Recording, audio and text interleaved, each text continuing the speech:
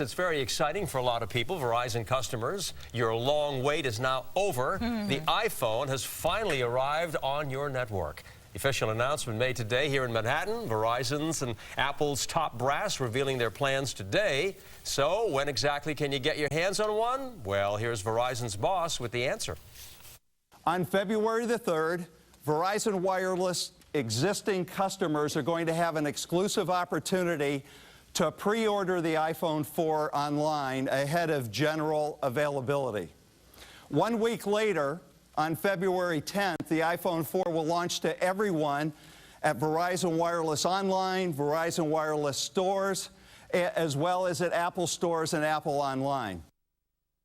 A lot of people marking that date, February 10. Now, your second most asked question, price. It'll be about the same as AT&T's price, either $200 or $300 depending on the model, and that's with a 2-year contract. All right, joining us now to talk more about the Verizon iPhone is Jonathan Geller, founder of BoyGeniusReport.com. Thanks for being with us. Sure. Jonathan, let's start off with the biggest difference between AT&T phone, that iPhone, and the iPhone that Verizon's going to be offering.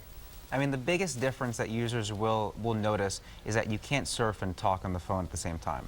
So if you're on a phone call and you want to check your email or surf the web, you're not able to do that with the Verizon version, whereas you are with the AT&T one. Why is that? It's a change. It's just, you know, that's how their network's set up, and no Verizon phone can do that either. It's just that, you know, if you are an AT&T and you want to switch, it's something that you'll have to, you'll have to deal with as opposed to getting a new feature. Okay, so Verizon slightly redesigned the phone, its iPhone. So give us an advantage it has over the AT&T iPhone then. Well, if you remember, there was this whole antenna-gate discussion when the iPhone 4 came out. You know, people were holding it wrong, the signals were dropping, calls were dropping. So the phone's been redesigned as far as the antenna is concerned, and it's been specifically manufactured to work on Verizon's network. Let's talk a little bit about the fees, because everybody wants to know about like data fees, for example. There are rumors that those fees may be lower with Verizon. Is that true? Yeah, I mean, Verizon hasn't announced their service fees yet for the iPhone. You know, things that people are talking about are possibly Verizon offering an unlimited plan. Unlimited plan would actually be $5 more expensive per month than the AT&T plan, but it would give you unlimited data usage. If you're a big data user, that's great. AT&T's is capped at a certain amount. So it'll give you more for the money, but it actually might turn out to be around $5 more a month. I see.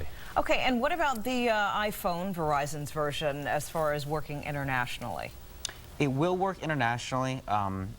There's a CDMA phone and then also a GSM phone for roaming internationally. This does not have that.